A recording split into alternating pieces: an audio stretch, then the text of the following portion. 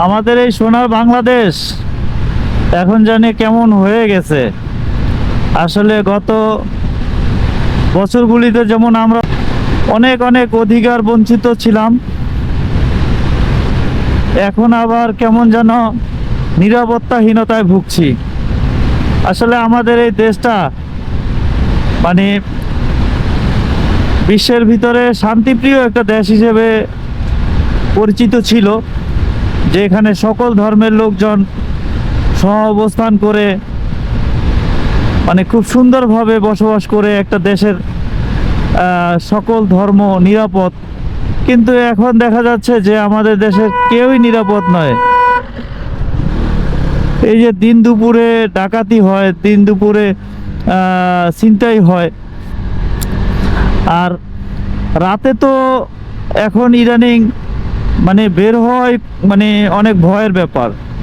কারণ রাতে যেই পরিমাণ ছিনতাই এবং মৃত্যুর ঘটনাগুলি ঘটতেছে, তাতে আসলে আমরা নিরাপত্তাহীনতায় ভুগতেছি।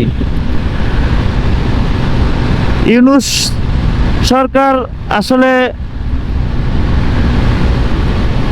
মানুষের প্রত্যাশা অনেক বেশি ছিল তার কাছে, এবং ভেবেছিলাম যে এই সরকারটা অনেক শক্তিশালী এবং অনেক হার্ড হবে। বাট এই সরকারে এসে ডক্টর ইউনূস সাহেব যতই চেষ্টা করুন, দেশের অর্থনৈতিক অবস্থা অনেক ভালো করেছেন।